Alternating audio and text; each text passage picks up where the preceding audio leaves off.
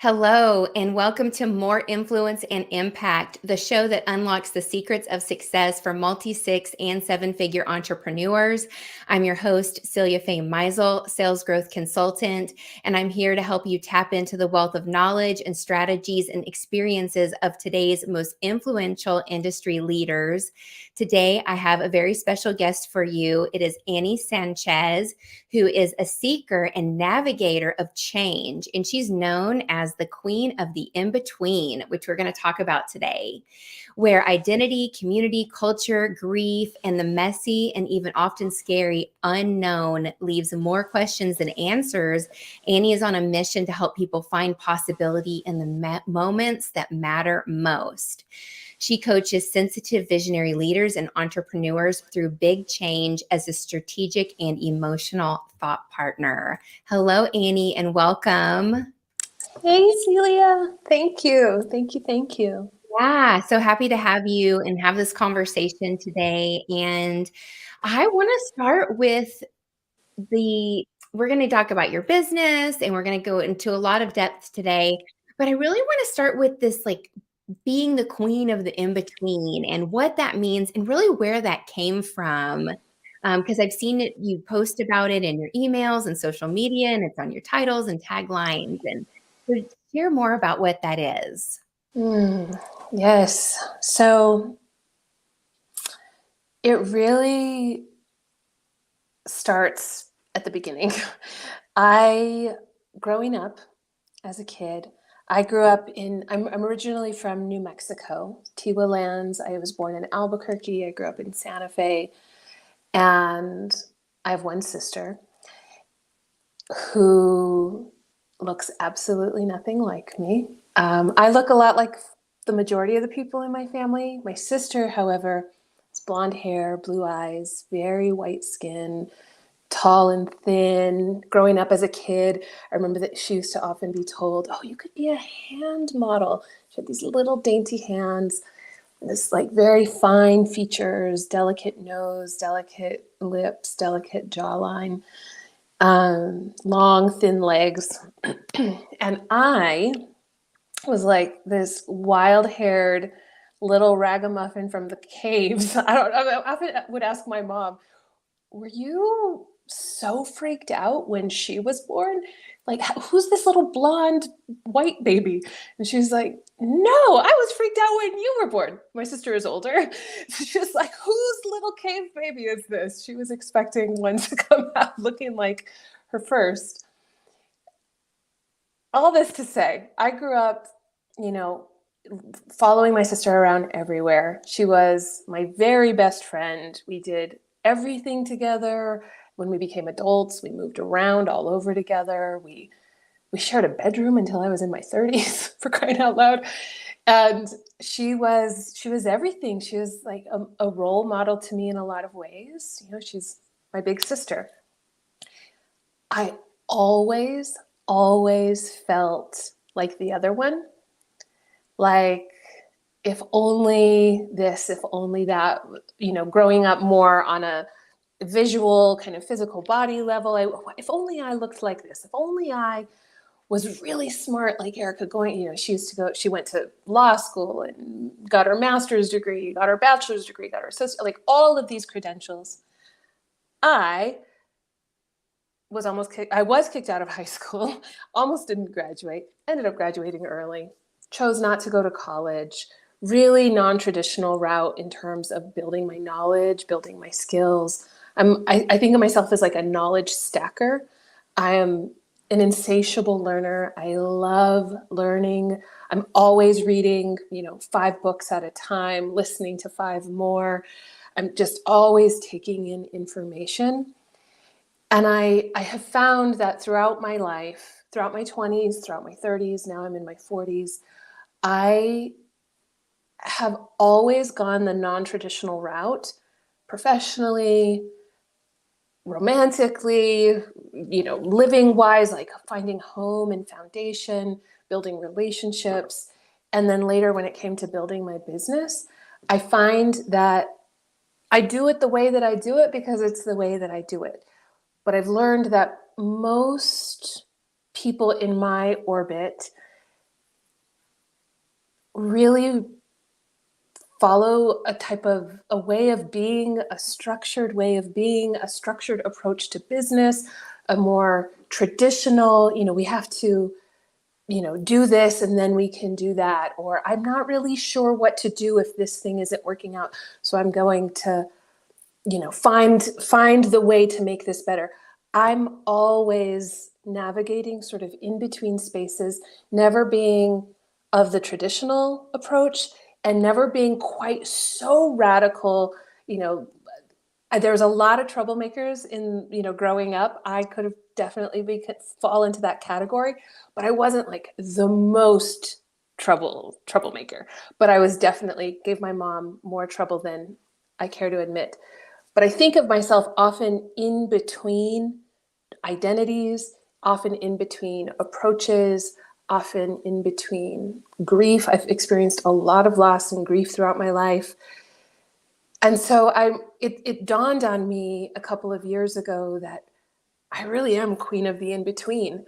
I know how to navigate messy in-between experiences that somehow, some way, I find a way to come out on the other side in a typically non-traditional. And it's not like my ideas or my approaches are so outrageously different from other people's, but they tend to go against the grain. And my husband often says, you just don't believe in rules. You are like a really avid rule breaker.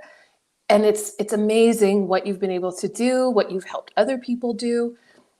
Which I'm like, oh, you're just saying it to be nice because you love me. And he's like, no, it's impressive. And so over the years, I've just kind of started to take note of the types of things that I help people with through my business, in my family, in my friend groups.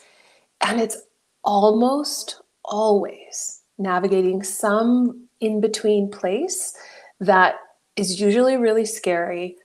Sometimes it's very exciting, but it's always scary. Sometimes it's very sad. It just sort of depends. But I draw on this like little Annie energy, little wild-haired cave baby finding her way and finding a place for herself. Mm-hmm.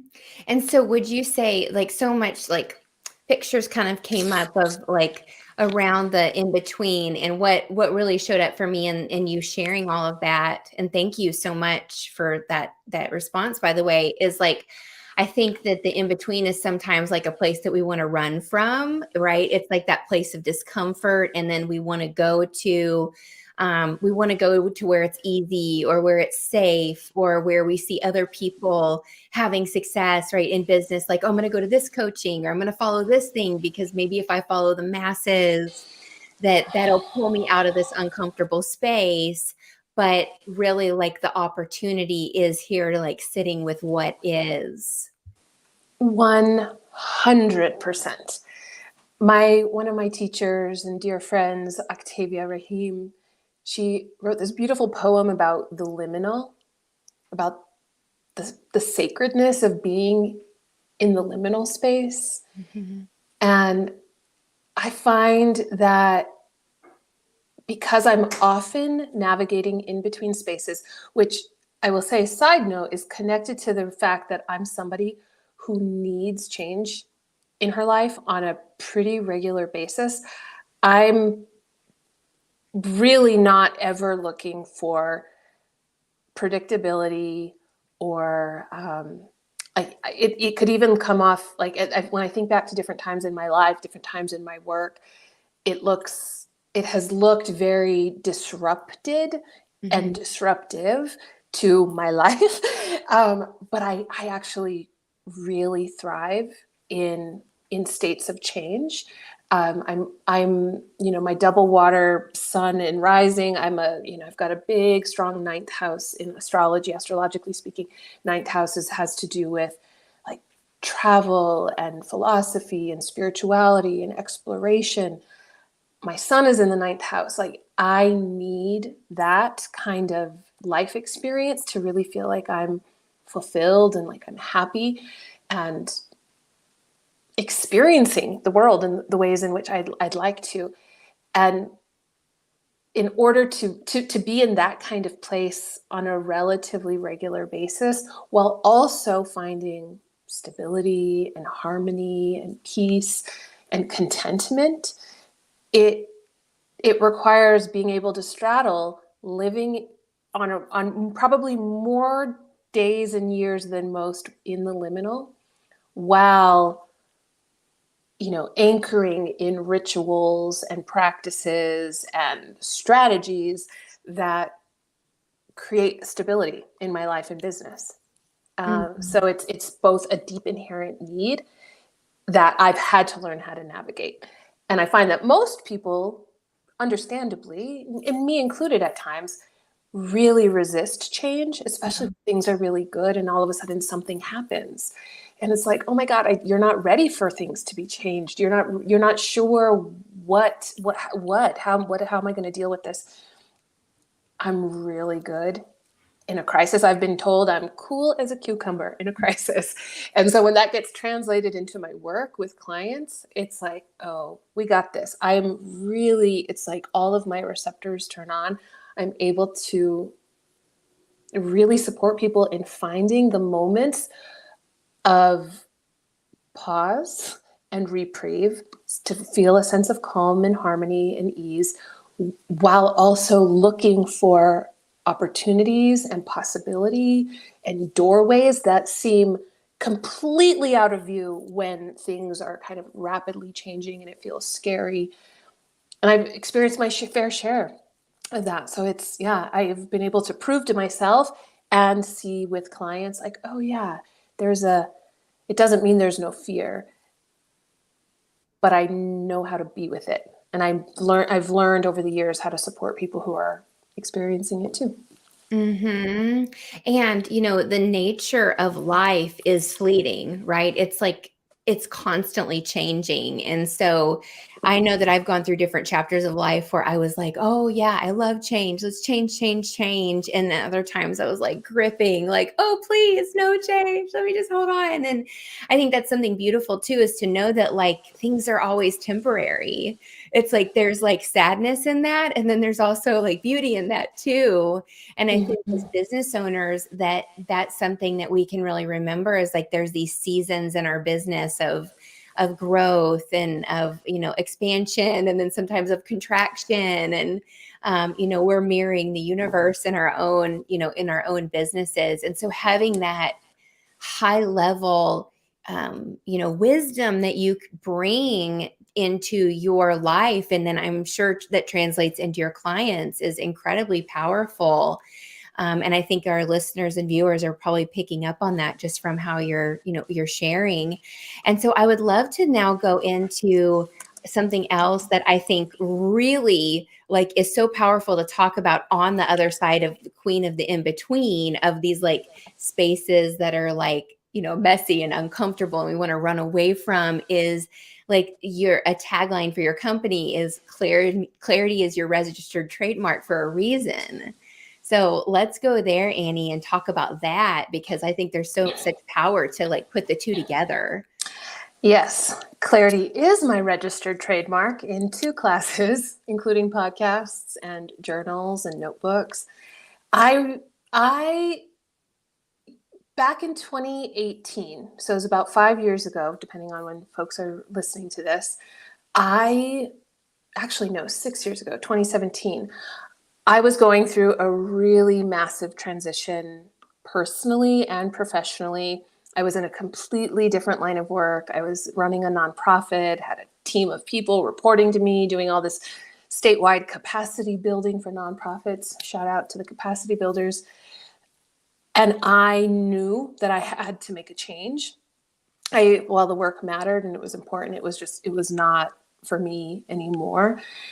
And I had been looking at the time for a tool, like a literal journal, an app, something tangible to help me manage all the various projects that I was responsible for in my work, but also help me in moving my goals forward that did not have anything to do with the day-to-day work.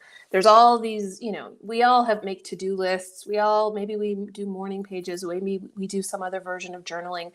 I have found, at least back then, there was no specific tool that could hold basically everything. I felt like everything was just constantly falling through my fingers, remembering to do things. Oh my God, I got to get my dry cleaning. Okay, don't forget to call my grandma. Oh my God, I got to get that grant report in, and I got to reschedule that meeting with that, person across the country. Just all the big and little macro, micro minutia. I decided to create my own journal. I'm like, you know what? I'm just going to create the thing that I need. And it was in a regular 8.5 by 11, college ruled notebook. I was just doing my own headers every single morning to ground me in my day and really capture all the things that I'm naming, like the minutia of the day to day, while also continuing to move my goals forward. And I was getting so much clarity and really was moving away from overwhelm in a way. I mean, I was burnt out, frankly. So this tool that I was using for myself was really really grounding me, creating a sense of clarity and calm as I would move through each day. I was using it for like a year.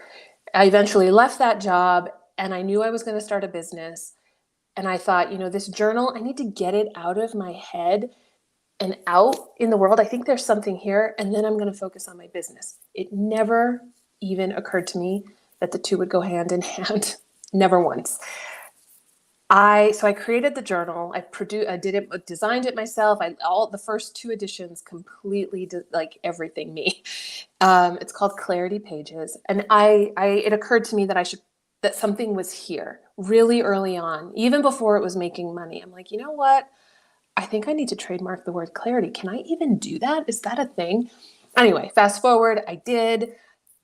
And the concept of clarity, of finding the aha, oh, yes, I know what I'm doing. I know from this moment to the next, from this day to the next, from this quarter to the next, from this year to the next, I have a sense of clarity and guardrails like keeping me on track.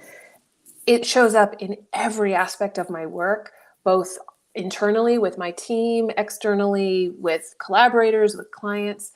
And so just over and over, clarity, it always comes up.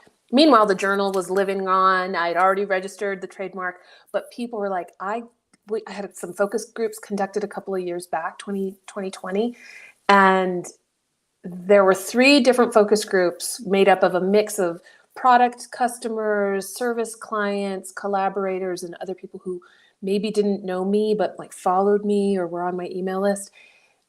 The through line from all of the feedback was, when I think of Annie, I think of clarity. When I get one of her emails, like I know there's going to be a nugget in here that grounds me and kind of calibrates my focus. If I work with her, like she's brought me a great deal of clarity in my business, in my life. So it comes up over and over, and it's at the center of everything that I do. Is like, how is this going to bring clarity? Never certainty. One of my very first coaches, Jacquette Timmons, I remember her early on saying, a lot of people are looking for certainty, but what we really want is clarity. And it's like, ding, ding, ding. That is the thing, because we never know for sure how things are going to unfold, especially in our businesses. Mm-hmm.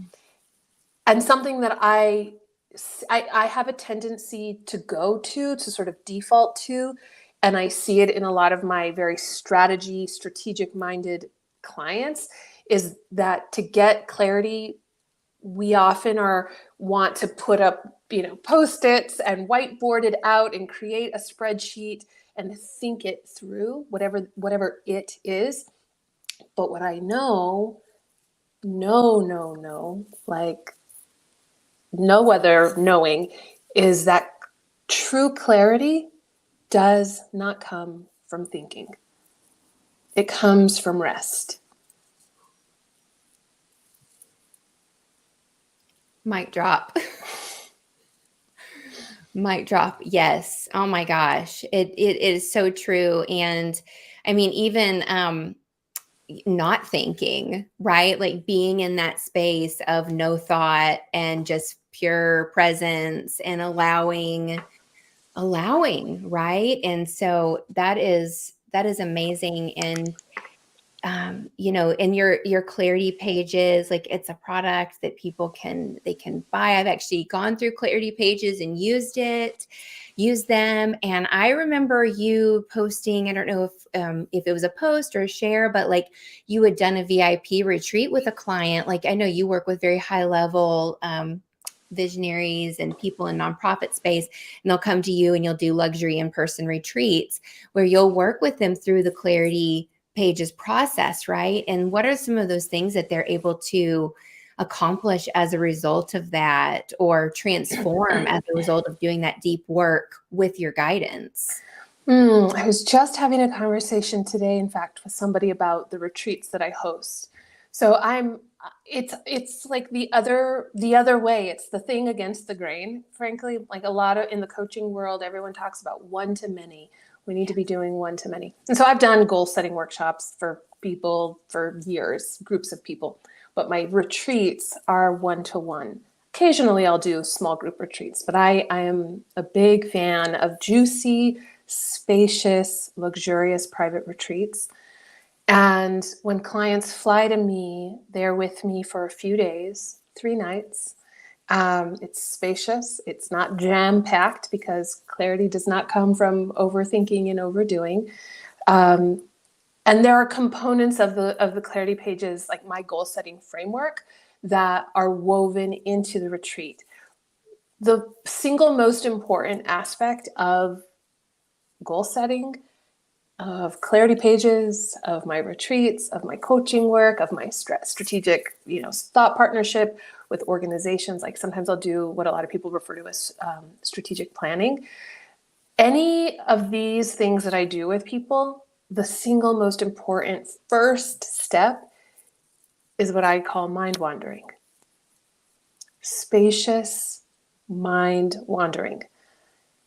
When we're talking about shifting our lives or our businesses or our companies or organizations, our nonprofits, our family life, like whatever the thing is that's going through a change or already in motion, it requires really thoughtful pause to allow the goals, to allow what actually matters, what really, really is being called forth from inside of you, from spirit, from God, from the universe, from however you describe it.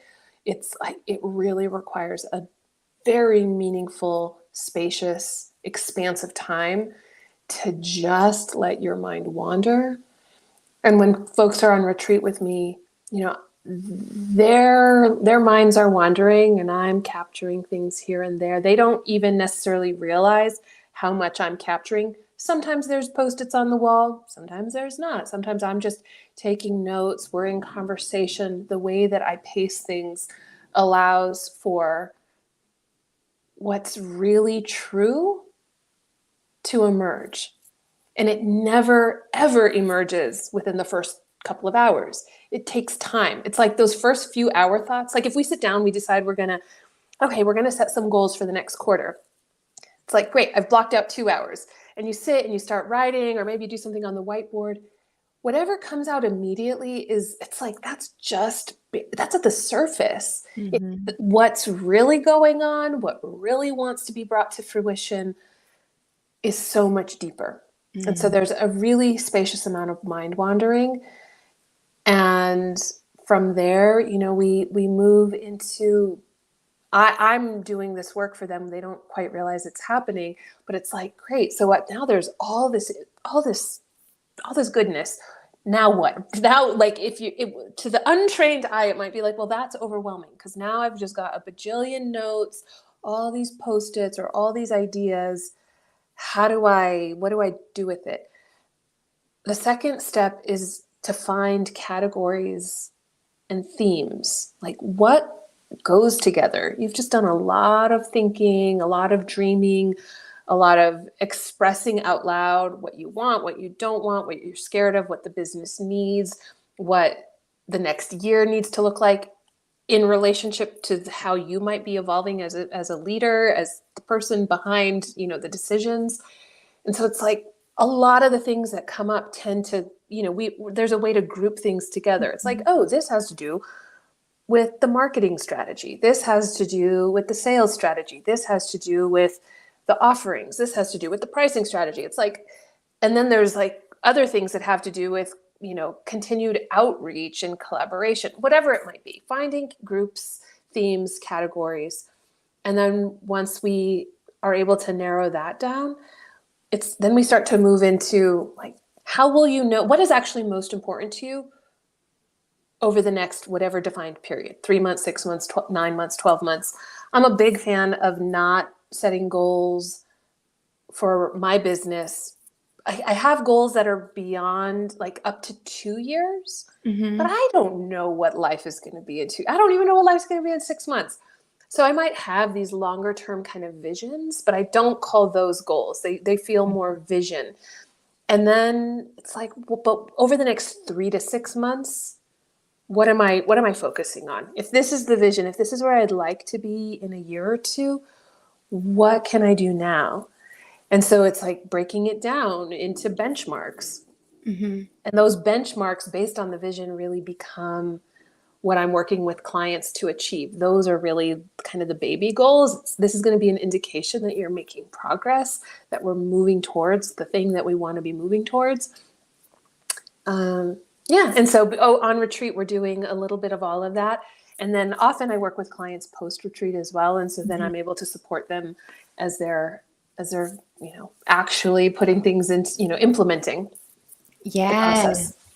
Yeah. So I have a couple of questions. So one is like, when you're working through these processes with yourself and your clients, because there is that depth, a lot of times these goals and, the people that create, they're very mental and they're very ego driven. And it's like, usually like, maybe what you see online, especially in the entrepreneur and the coaching space where, I spend a lot of time, you do too.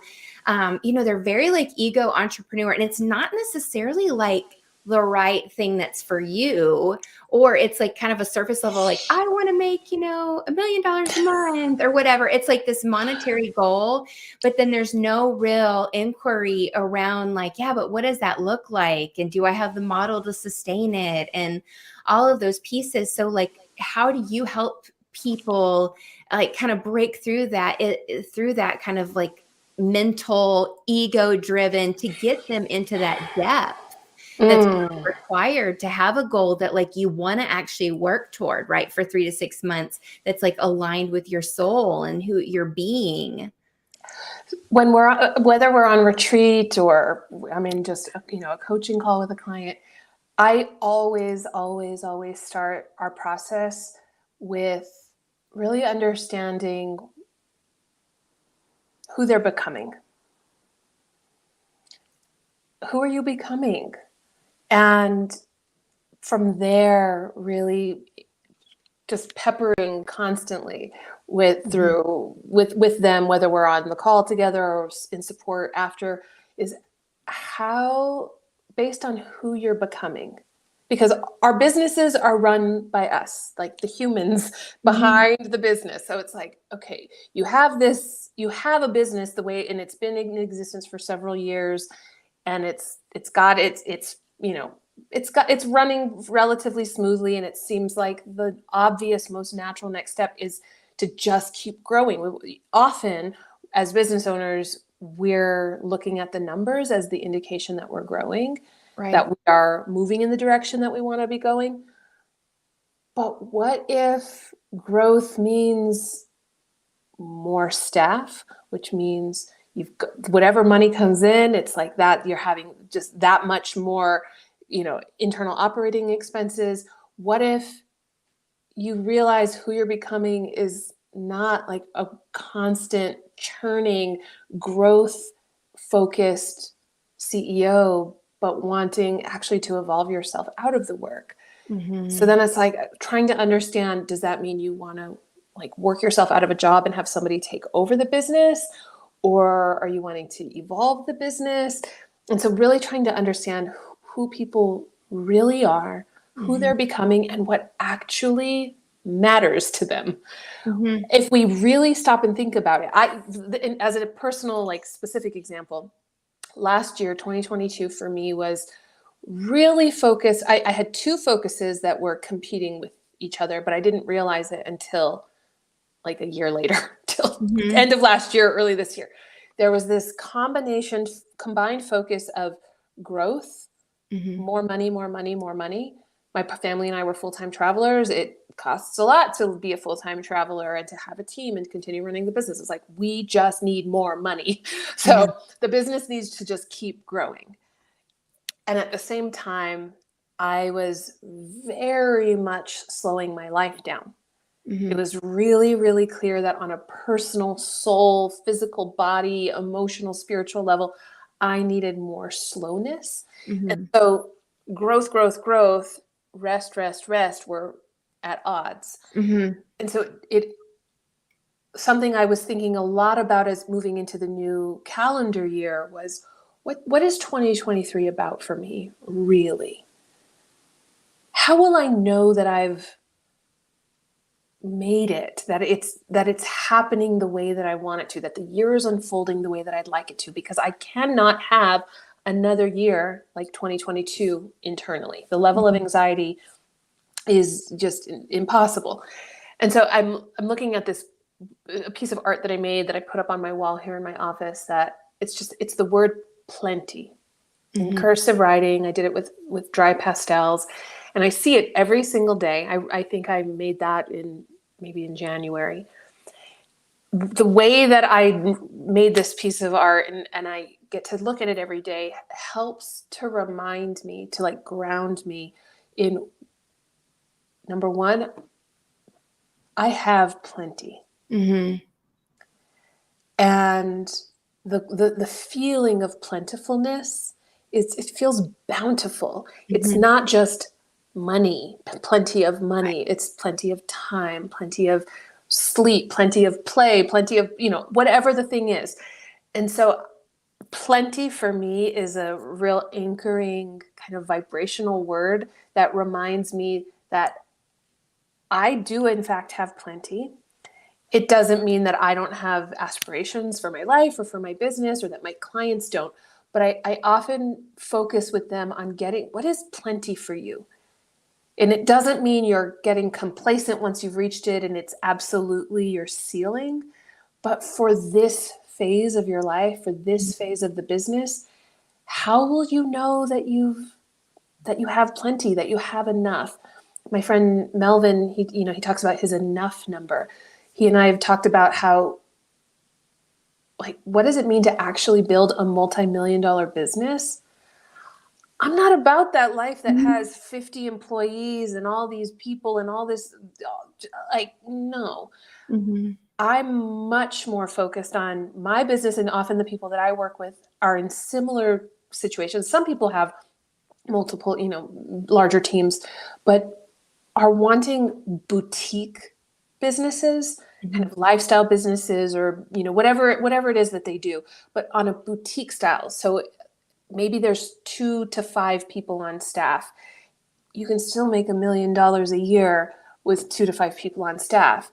And so designing a life, designing a business, designing systems and structures and processes around what is plentiful for you, what feels like enough, and is not at odds with whatever your brain is telling you you want and need, which is where a lot of the time retreat comes in real handy, because we can slow down and like really dig into what people say and what is in fact actually true for them.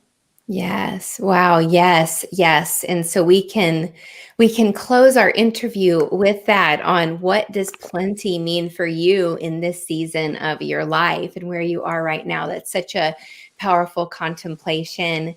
Thank you so much for your time and your presence and your depth today, Annie. It's been amazing connecting with you. And I know that our listeners and viewers will get so much value out of this.